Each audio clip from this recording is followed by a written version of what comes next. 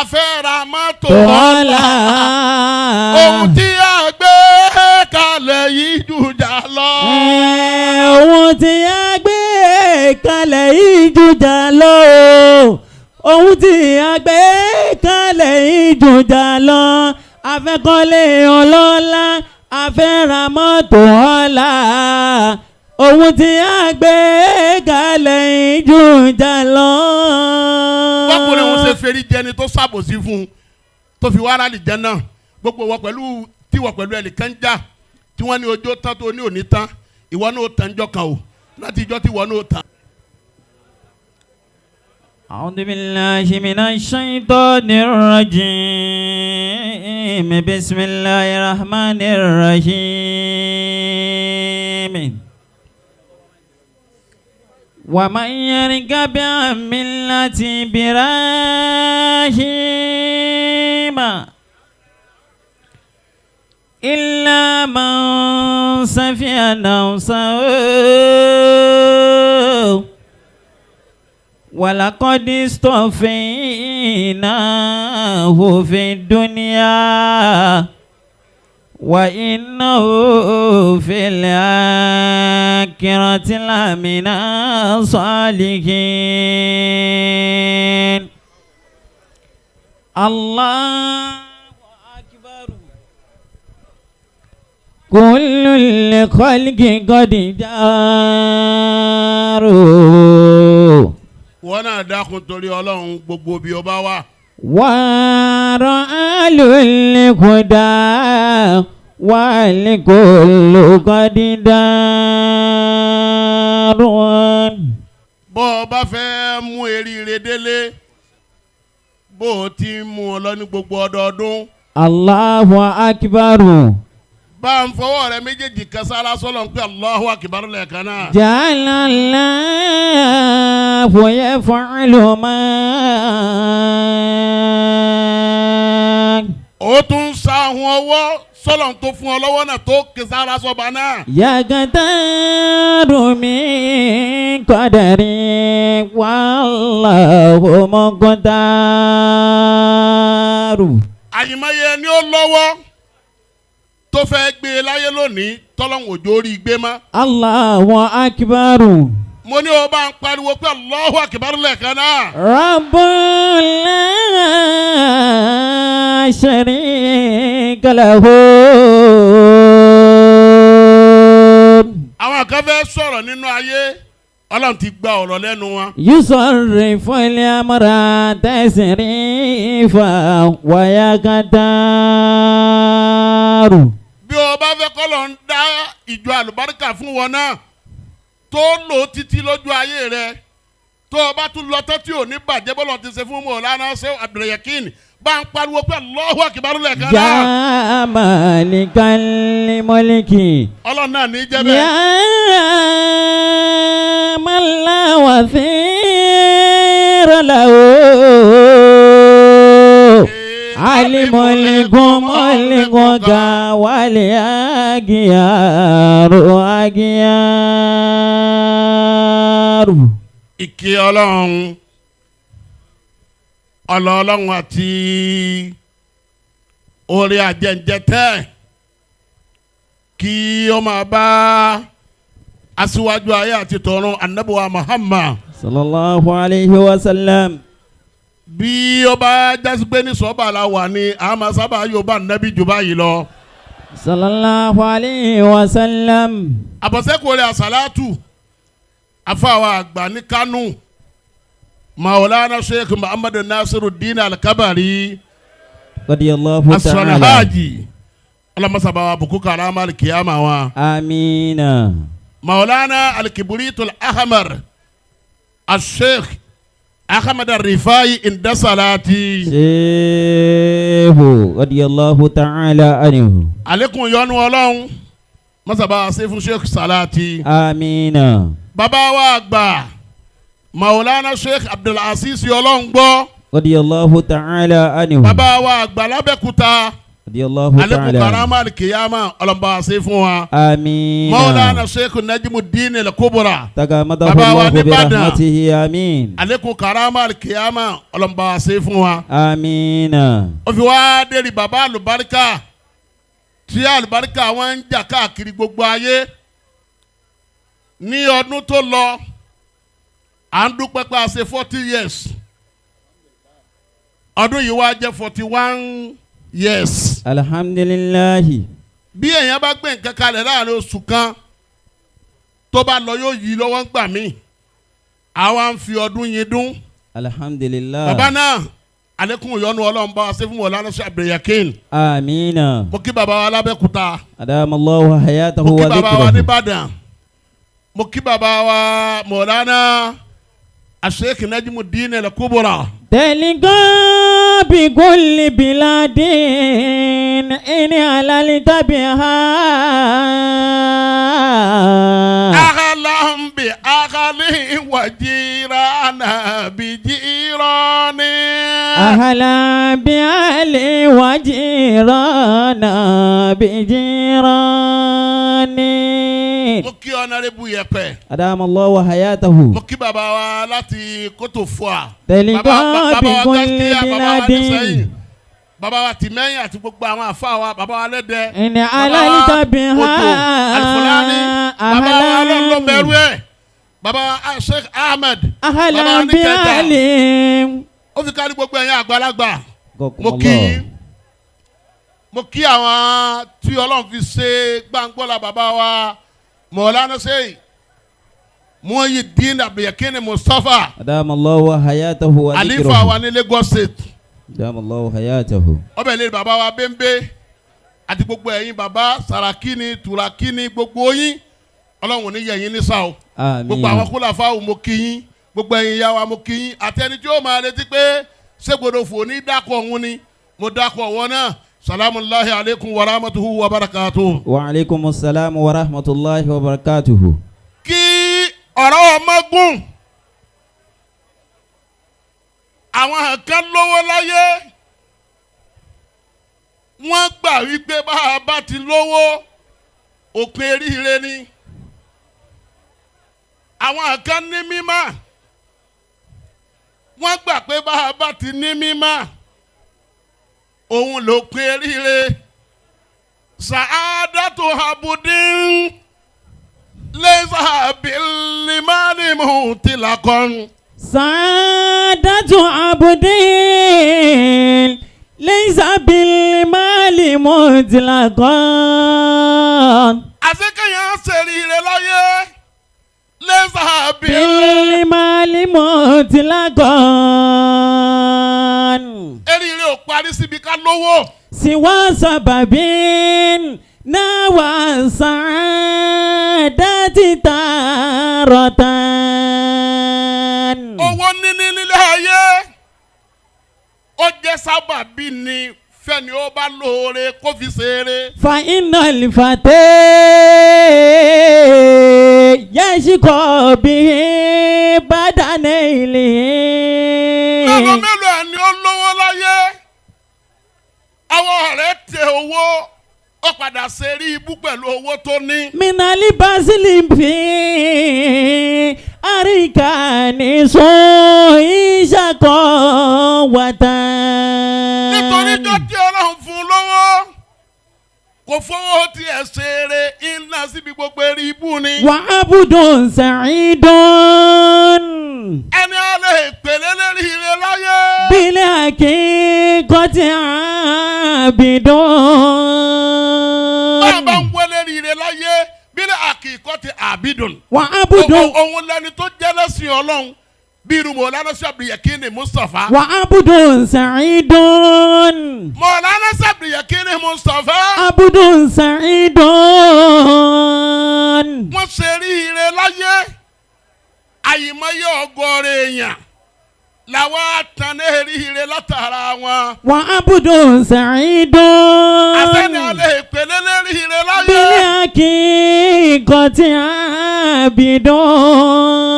Lẹ́ni tó jọ́sìn fọ́lọ́run tó sin lọ́run bẹ́yẹn bá máa dàrú Ọlọ́run máa tó. bí Mawlana Sheikh Abdulyekeen ò bá jẹ́ wòlíì yìí lọ́dọ̀ Ọlọ́run ni àga yẹn mì títí ó sì padà bálàsì. wà mú sínú bẹ́ẹ̀nà náà sì há kan ní ìṣàràtà. wà mú sínú bẹ́ẹ̀nà náà sì há kan ní ìṣàràtà. wà mú sínú bẹ́ẹ̀nà náà sì. Mawlana Sheikh Abdulyekeen ń ṣeré láàrin gbogbo ayé. mọ̀ sínú bẹ́ẹ̀nà náà. farabalẹ̀ èyí náà ṣe fáwọn àdé sàlátì àlẹ́ ìgbàgbé ẹ̀. mo sọ́njọ́ ní àìtẹ́rí pa ní mo ní fọwọ́ bò.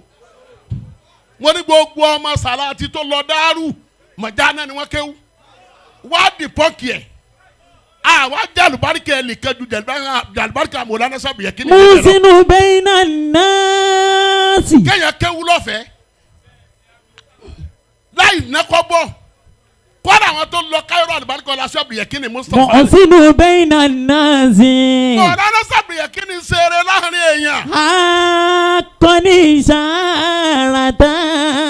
ọ̀rọ̀ wọn kọjá pé Sheikh Abdulyekeen ń ṣeré sí Kánú nìkan kọ́ ó ṣe dé Sàlátì ó ṣe dé Abẹ́òkúta ó ṣe dé Ìbàdàn. mọ̀ sínú bẹ́ẹ̀nà náà sì. wọ́n lọ ṣe dé lè bá bá tiẹ̀ náà. wà mọ̀ sínú bẹ́ẹ̀nà náà sì akọni ìṣàràtà. wà mọ̀ sínú bẹ́ẹ̀nà náà sì akọni ìṣàràtà. Sàádàtún.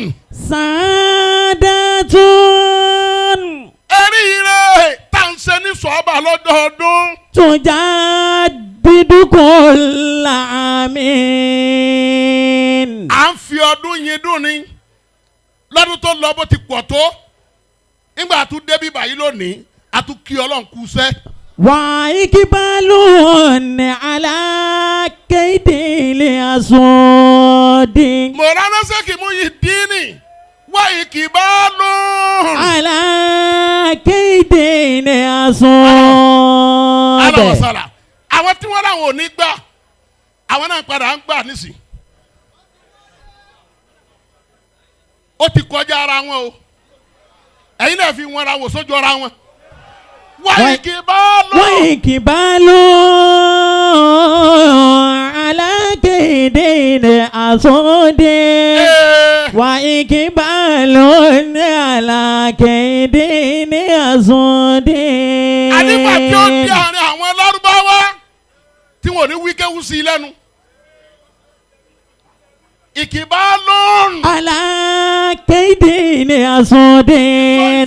fama zalati lakali aya mubeidan. Ọlọ́run wá ní kí ọjọ́ ayé Mawlana Sheikh Abdulyekeen Sheikh Muhyideen Abdulyekeen Mustapha Ọlọ́run ní kí ọjọ́ yín ó máa dá bẹ́ẹ̀ yẹn bá wò yín lónìí bó bá tún dọ̀la yóò tún rí i bá mi àwọn tí wọ́n ń bá yín sọ̀tà yẹn wò lójútu o. wa ayamulladhi adaka sodon.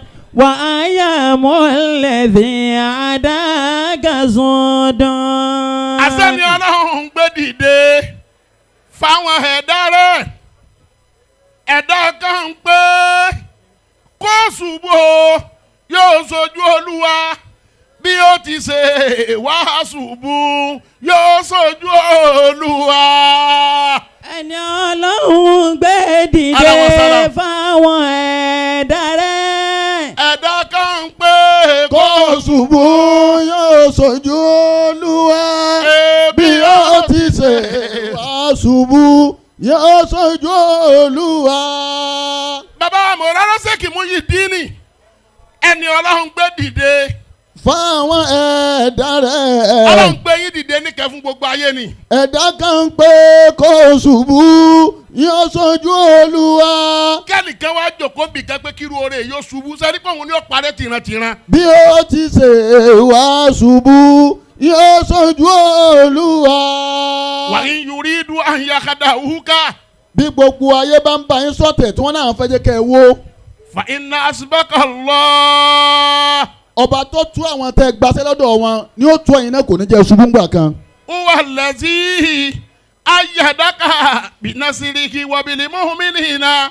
ọlọ́run ọba tó tó Mawlana Sheikh Abdulyekeen Mustapha lánàá ni ó tú ẹ̀yin náà lónìí kò ní fi yín lẹ́ ńgbà kan. wa allafa bayna qulubihim ìwọ lọ́hùn yìí ló fìfẹ́ yín sí gbogbo ayé lẹ́mìí wọ́n lè afẹ́ rí afẹ́ mọ̀ afẹ́ gbọ́. lọ́wọ́ àǹfààkìtà máa filẹ̀ àrídìí jẹ̀mí àrùn. Khalifa Lagos State bẹ́ẹ̀ bá ní gbogbo owó tẹ́lẹ̀ ní tẹ́ bá ní gbogbo yẹn lẹ́mọ̀ àfọ̀pẹ́ kan lè gbà tí wọn ò ní gbà. máa aláwùtà bẹ̀yìnàkúlù bíkì. àyèmọ́yẹ ni tẹ́ náwó fún tí ò tún ní fẹ́ràn yín wọn ò ní fẹ́ràn yín náà ní. wàlákìnnà lọ́hà aláfà bẹ̀yìnàhùn. àmọ́ fúnra ara ọlọ́run ló láfẹ́ rí afẹ́ gbọ́ ẹ pariwo Lagos. ìnáwó àṣìṣùnà akíìmù. ọlọ́run ọba ló ṣe bẹ́ẹ̀ ó sì mọ ibi tó tó sí. yá Khalifa tana al-Sheikh Muhyideen Mustapha Abdulyekeen.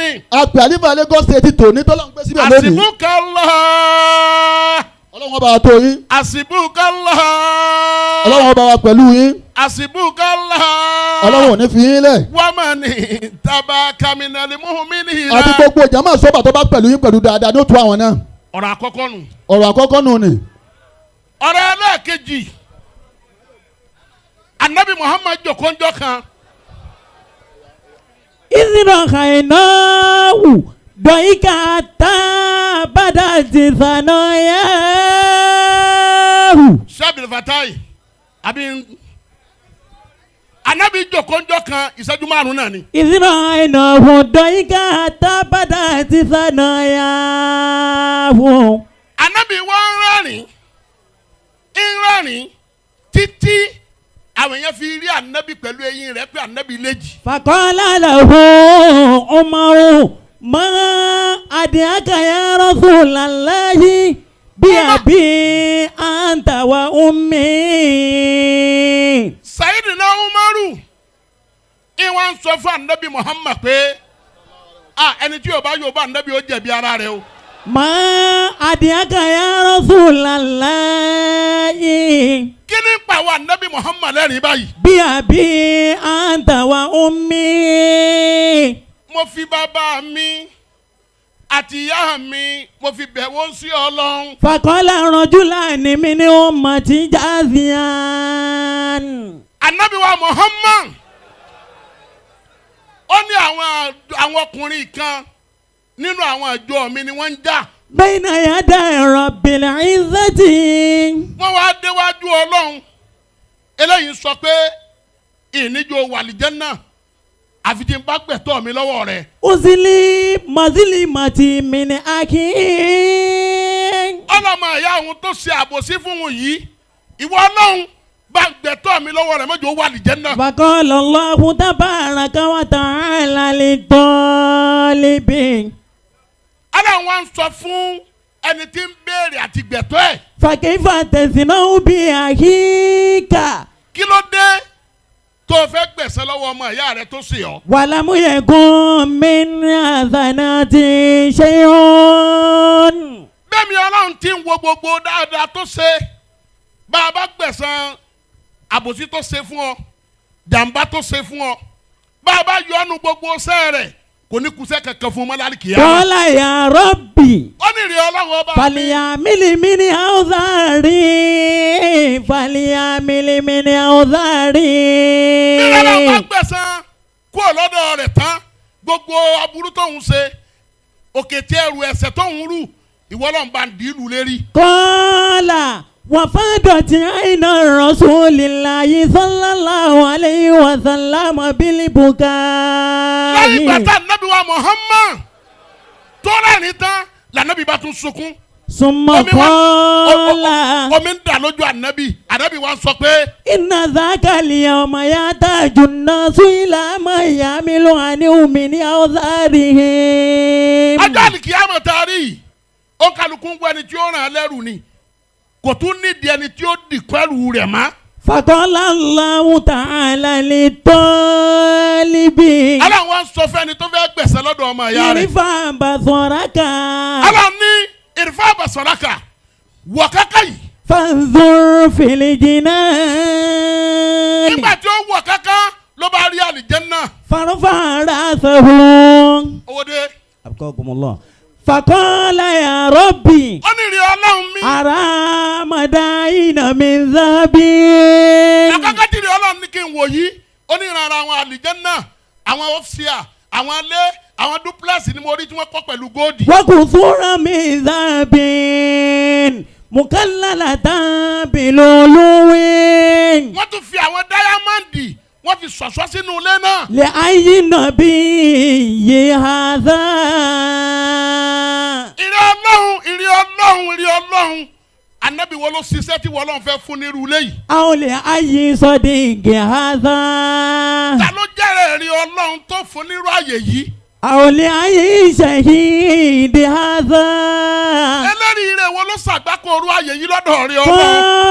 قال ọlọ́run wa sọ fún un pé. هذا من أعطى ثمنا ọlọ́run ní ilé tó rí yìí o ẹni tó bá fẹ́ wọ bẹ̀ yóò sanwó ni yóò tẹ̀ka ni o. قال يا ربي ó ní wọ́n ọlọ́run. ومن يملك ذلك tálẹ́ni tó lágbára àti tẹ̀kọ́ owó níwájú ọlọ́run. Kọ́lá. tí ó wàá tó mọ́búlágù iye tí wọ́n ọlọ́run ó fi fún un nírú àlìjẹ́nnà yìí. قال أنت تملكه ọlọ́run ní wọ́n arákùnrin yìí à ń ta tẹ̀mùlíkù ìwọ gẹ́gẹ́ ló lágbára àti ìrànlẹ́ náà. قال بماذا ó wá bí ọlọ́run pẹ̀lú kí lòun ó fi rà á. قال بعفوك عن أخيك ó ní wàhálà kan bí àfùwíkà ní àhìkà gbogbo àwọn tó sì ọ ìfẹ́ríjì wọn tó fẹ́ríjì wọn hùn ló fi rà àlìjẹ́nnà. bàbá sẹ́yìn Muhyideen àwọn tó sẹ̀yìn fẹ́ríjì wọn. ohun tí a gbé kalẹ̀ yìí dùjà lọ. ojújà lọ. ohun tí a gbé kalẹ̀ yìí dùjà lọ. afẹ́kọ́lé ọlọ́lá afẹ́ra mọ́tò ọ̀la. ohun tí a gbé kalẹ̀ yìí dùjà lọ. ohun tí a gbé kalẹ̀ yìí dùjà lọ. ohun tí a gbé kalẹ̀ yìí dùjà lọ. afẹ́kọ́lé ọlọ́lá afẹ́ra mọ́tò ọ̀la. ohun tá a gbé kalẹ̀ yìí dùjà lọ. Mọ̀lánà Sheikh Muhyideen Khalifa wa Lagos State àsọ̀hún tí ẹ gbé kalẹ̀ yìí dùjà lọ. àwọn kan bá dé mòlúdì wọ́n lè ṣe àwọn tó ṣẹ̀ wọ́n títí ọdún kan wọ́n mọ̀ fún wọn lésì ni tí yóò rí bẹ́ẹ̀ àsọ̀hún tí ẹ gbé kalẹ̀ yìí dùjà lọ. ó dùjà lọ. ohun tí ẹ gbé kalẹ̀ yìí dùjà lọ. ó dùjà lọ. afẹ́kọ́lé ọlọ́lá afẹ́ra mọ́tò ọ̀la. ohun tí a gbé kalẹ̀ yìí dùjà lọ. ohun tí a gbé kalẹ̀ yìí dùjà lọ. ohun tí a gbé kalẹ̀ yìí dùjà lọ. afẹ́kọ́lé ọlọ́lá afẹ́ra mọ́tò ọ̀la. ohun tí a gbé kalẹ̀ yìí dùjà lọ.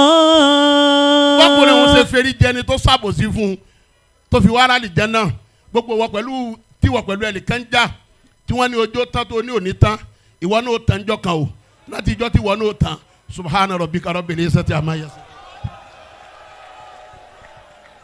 ẹ jẹ́ á gbé ọlọ́run tóbi jama ẹ pariwo ọlọ́run jù báyìí lọ.